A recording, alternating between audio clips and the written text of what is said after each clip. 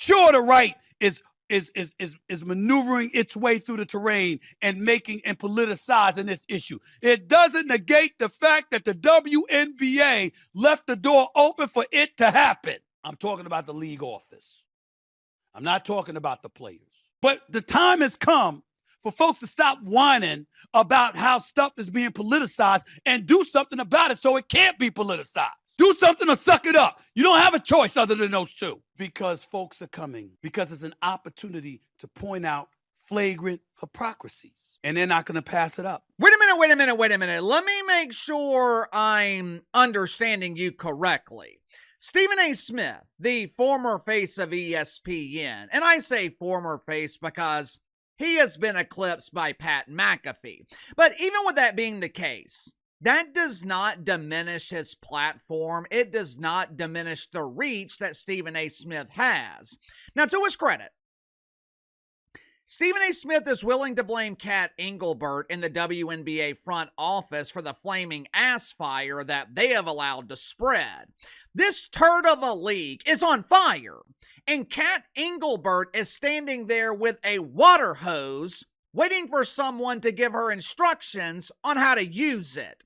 But I noticed Stephen A. Smith conveniently overlooked who's actually responsible for starting this flaming ass fire. I noticed Stephen A. Smith absolved WNBA players for their part in the destruction of their own league. That being said, Stephen A. Smith deserves a little bit of credit here. Finally, someone at ESPN is willing to tell the truth, even if it was a partial truth. Finally, someone at ESPN is willing to tell the truth about this dump of a league. It's one thing for Uncle Casey to hike his leg and piss on the WNBA. I have always been upfront and honest about my disdain for pretend basketball. If I wasn't paid so well to talk about the WNBA, this league would be non-existent to me. Hell, I have probably made more money on the WNBA than the league itself. The main reason I despise this league, besides the fact that historically the product on the court has been the drizzling shits, I don't like the WNBA because of what it represents. And this season is a prime example of why I despise this league.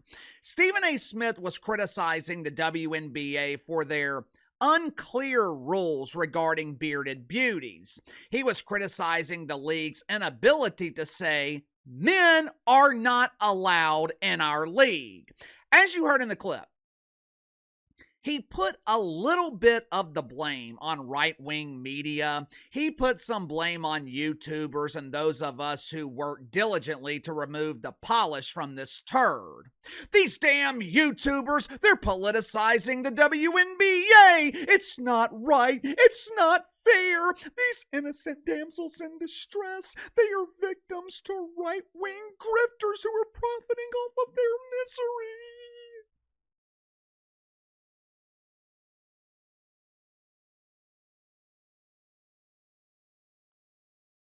Excuse me?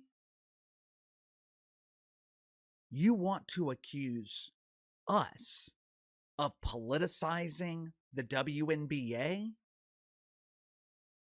For starters, Uncle Casey was talking about the WNBA before parents of players even knew the league existed. I was talking about this turd when the only people in the arena capable of breathing on their own were pretending to play basketball on the court. Back then, the only time someone actually went to a WNBA game, it was under doctor's orders. Patients dealing with insomnia, they would be prescribed pretend basketball games to help ease their exhaustion. That bullshit excuse, blaming us for politicizing this communist league, that might work with others who just started watching the WNBA 2 years ago, but it does not work with Uncle KC. This league has been political for decades. The culture in this league has been toxic for decades. If Stephen A. Smith doesn't want to believe Uncle KC, I recommend that he invite Candace Wiggins onto his show. I'm sure she would be more than happy to tell him about how she was mistreated in the WNBA because she was attracted to toxic masculinity. The same toxic masculinity that WNBA players are now inviting into their league. It is somewhat surprising to see someone at ESPN being this critical of the WNBA because the network is all in. Well, they're not really all in. The network is halfway in the business of pretend basketball. During the summer months, the WNBA is ESPN's most prized turd. You never see anyone at the network criticizing the league or its players. Unless, of course, they are criticizing Caitlin Clark, Sophie Cunningham, or their fan bases. Or, as the so-called analysts at ESPN prefer to call them, racist. Unsurprisingly, Stephen A. Smith is the only one at ESPN willing to tell the partial truth about the WNBA. Last night, ESPN broadcast the game between the New York Lesbians and the Indiana Clarks. For reasons unknown, ESPN continues to broadcast that insufferable pregame show, WNBA Countdown. You know the show I'm talking about. It usually features Monica McDougal, although Mo was thankfully absent last night. Perhaps she was getting her nails done, or maybe the barber was perfecting her lovely hairstyle. Shanae Agwumake, Andrea Carter. The show is a disaster, and last night was no different. Now, keep in mind, this pregame show was supposed to be about the New York Lesbians and the Indiana Clarks. For some reason, the ladies at ESPN, they were talking about Dejanay Carrington. Last I checked, DJ Carrington played for the Chicago Bravado. Now, the Bravado, they can win a fight, but they can't win a damn basketball game. Most of us have moved on from Dejanay Carrington and what happened last weekend, but ESPN still wants to talk about it. Uncle KC, what's the big deal? This is a major storyline in this beautiful league. Well, it's not really a big deal, but the problem is they keep telling us to let it go. They keep telling us to talk about basketball. Meanwhile, they're talking about anything but basketball. Watch for yourself. All those people that were piling on and calling for Steph White's job in this most recent week, how many Indiana Fever games have you actually watched? How many games have you actually paid attention to watch the team and what they're doing out on the court? Are you calling for Steph White's job because of who she is as a coach, or are you calling for her job because you watched one clip and you're piling on and you're fueled by hatred and you're finding a space to exercise something that's not related to basketball at all?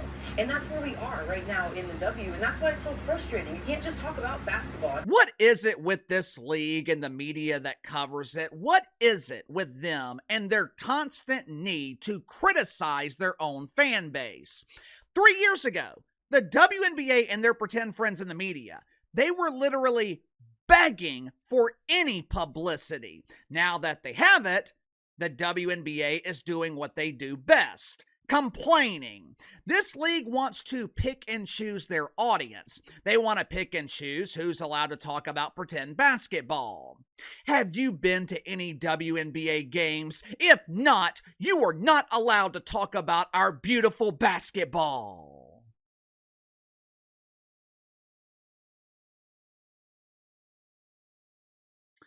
To answer the lovely Andrea Carter's question, Uncle KC has been to 0 WNBA games.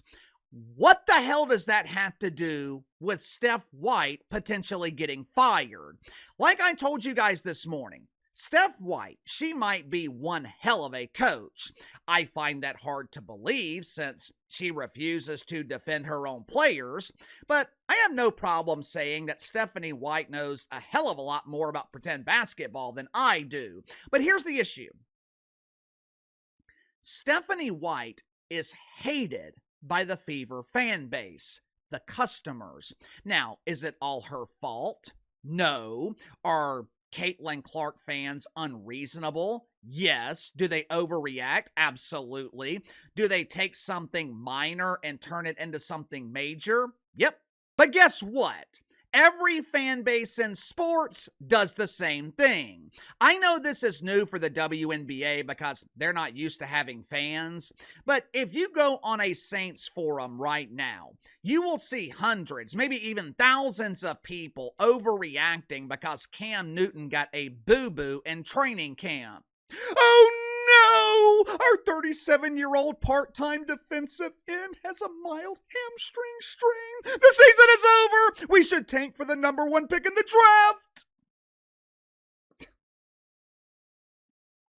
That's what fans do. They overreact. What cannot happen is for coaches to fall into the trap of reacting to it. What damn sure can't happen is Steph White, the head coach of the most high-profile team in the league, getting all emotional and telling WNBA fans not to watch the product. Uncle KC, that's not what she said. Steph White told them to go to hell. What is the difference? Remember when Megyn Kelly told her audience to fuck off, her words, not mine? You know what a lot of people in her audience did? They listened. They stopped watching. Right now, the WNBA needs universal support from ESPN. Now, the good news is the network can direct most of their analysts. The network can direct Mo McDougal. They can tell Mo and Shanae to remain positive. Hell, they would probably continue polishing the WNBA turd without the direction of ESPN. The problem, though, for the WNBA, Monica Minot, Shanae Agwumike, they have no credibility. Stephen A. Smith has credibility. And Stephen A. torching the league over their refusal to ban bearded beauties, there's a hell of a lot more people who are going to see that than the people watching WNBA Countdown. You know, I meant to address this in the video this morning, but it slipped my mind. This morning was an absolute nightmare. I opened my laptop. I was ready to start prepping and researching for my videos of the day.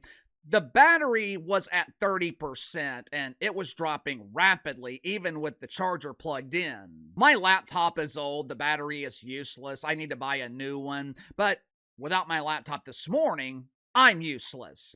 It threw my entire day off. I was scrambling to get this resolved. Luckily, my lovely sister has a laptop that she never uses. She came through for me when I needed her. She dropped everything she was doing to help out her brother. I appreciate it. But still, I have been just off all day because of what happened this morning. Couldn't think, which is a critical part of what I do. I'm very regimented. My schedule is down to the minute and it's the same way every day. If something unexpected happens, it wrecks me for the entire day. So I failed to mention this earlier this morning in the video about Steph White.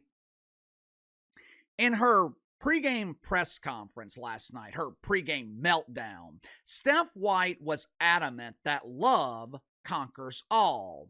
We will not let these hateful outsiders infect our league with their toxic behavior. We will not be divided. We will spread our love, and our love will conquer this hatred.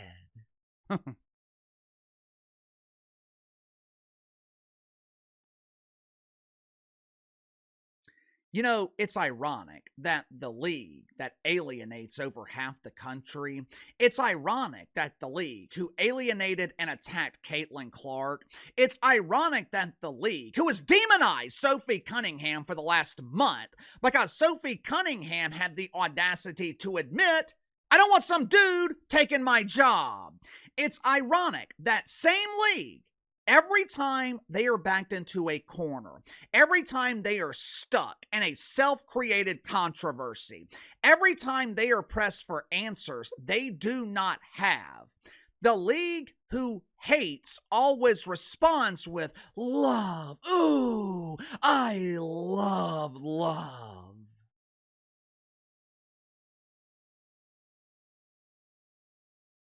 Sound off in the comments below. I'll see you guys tomorrow.